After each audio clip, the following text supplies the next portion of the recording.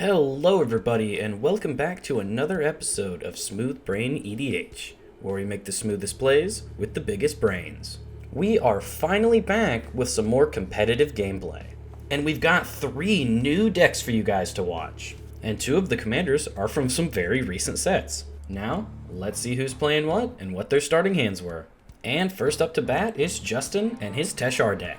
This mono-white deck leverages its commander's unique reanimation ability to create combos with cheap artifacts and sacrifice outlets. Essentially what you need is Teshar, a creature sacrifice outlet, a low CMC creature that gets back artifacts from your graveyard to your hand, and a 0 CMC artifact that can sacrifice itself, or you can also have a 0 CMC artifact and another artifact sacrifice outlet. Essentially, you're trying to create a loop to where you can continuously sacrifice an artifact and a creature, and through those sack outlets, win the game.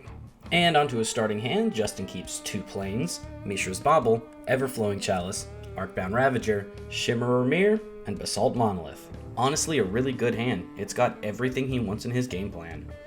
Alright, and up next is Liesa, and Cody is playing Liesa today.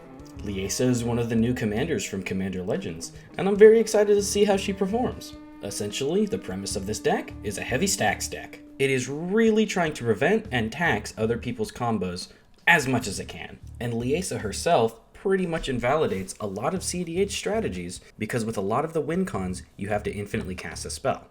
Cody keeps a starting hand of Swamp, Urborg, Thought Vessel, Silverquill Silencer, Sanctum Prelate, Ranger Captain of Eos, and Walking Ballista.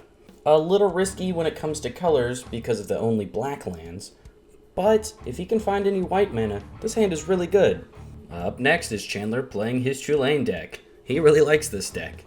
And yes, I am aware it is probably pronounced Chulane. For those of you who have watched our old videos, you already know what this deck's about. It's a food chain deck. But for those of you who don't, essentially what you want to do is get the enchantment Food Chain out and a creature that can be cast from exile. For example, Eternal Scourge.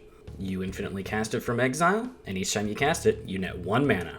With Chulane out, every time you cast it, you draw a card.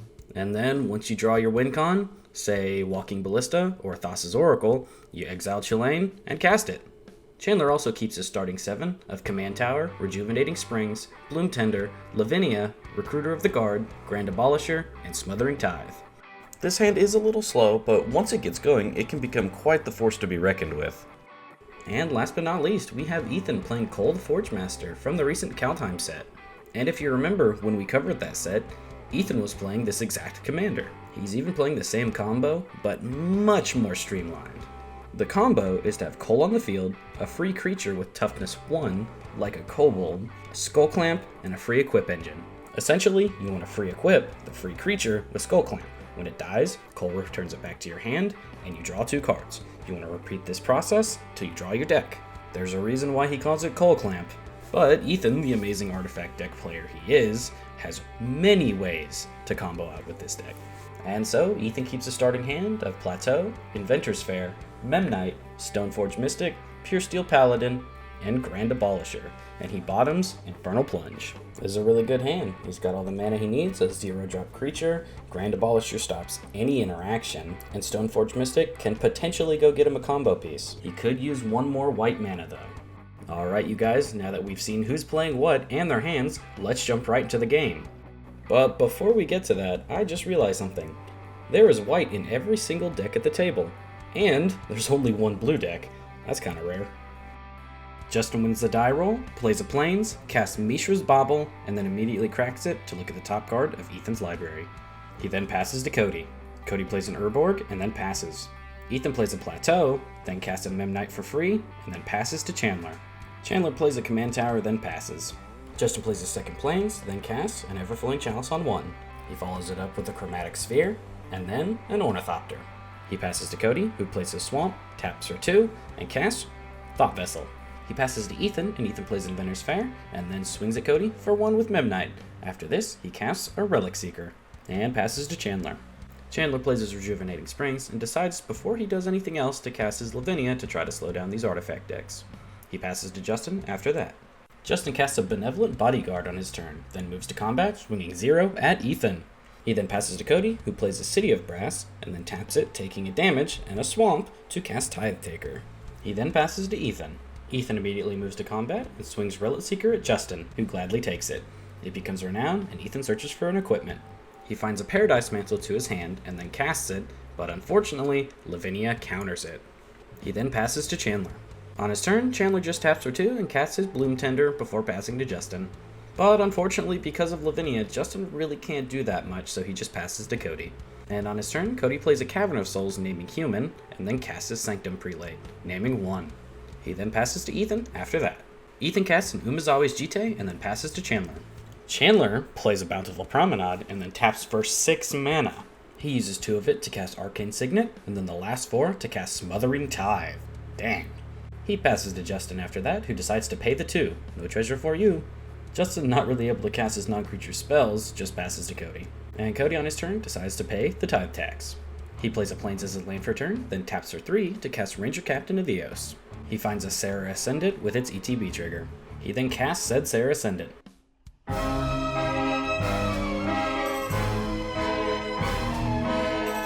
And after that great catastrophe, he passes to Ethan. Ethan does not pay the Tithe tax and then immediately equips Jite and moves to combat. He swings at Chandler, and Chandler takes it, and Ethan gets 2 counters on his Jite. Ethan then passes to Chandler after that. Chandler moves straight to casting his commander, and then casts Grand Abolisher after that, drawing a card off Chulane, but doesn't have a land to put onto the battlefield. He then tries to cast Extract, but Cody reminds him that Sanctum Prelate is out on 1. So Chandler just passes to Justin after that, who once again pays the Tithe tax. Not finding another land, he just passes to Cody. And Cody decides to not pay the tax this time. And after counting to make sure he has all the mana necessary, he casts Liesa. And since Liesa is an angel and not a human, he can't use Cavern of Souls for colored mana, so he has to tap City of Brass for white, taking a damage. He then rolls to see who gets the Serra Ascendant, and unfortunately it is Ethan. He then passes to Ethan, who does not pay the Tithe tax. He then moves straight to combat and swings at Justin, getting 2 more counters on his Jite. He then uses them to kill Lavinia, and then casts a Mox Opal. And now that he has 2 sources of colored mana, he casts a Grand Abolisher, losing 2 life to Liesa. He then passes to Chandler. Chandler uses his 3 mana from Bloom Tender to cast a Recruiter of the Guard. He goes to search for a creature with toughness 2 or less and then loses 2 life to Liesa.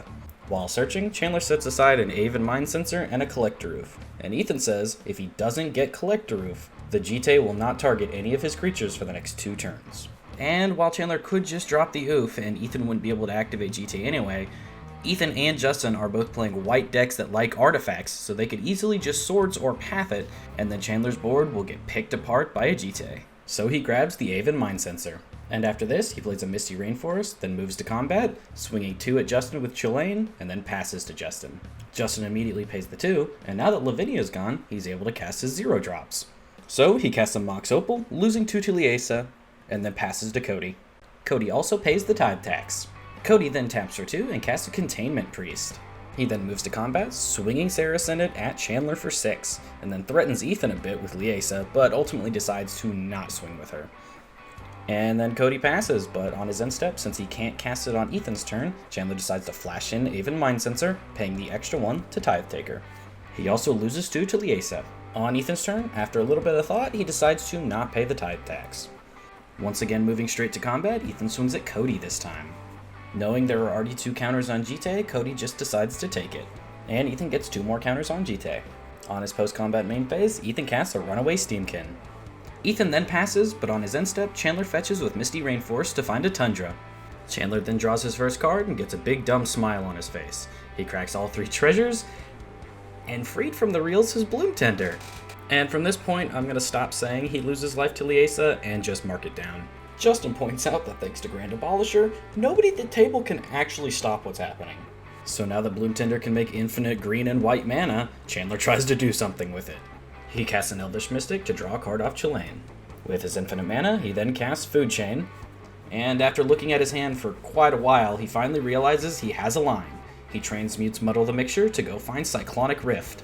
He uses his last blue land to cast that Cyclonic Rift, overloaded, and explains to the group that after he taps Bloom Tender to get his infinite mana, he will not untap it the last time, use that last blue mana it made to cast Extract to go find Eternal Scourge and put it into exile. And so with Eternal Scourge in exile and more than enough mana in his mana pool to start casting it and start the Food Chain combo, He does, and with Chulane out, every time he casts it from exile, he draws a card. And so he draws his entire deck, and before he draws out, he will exile Chulane with Food Chain.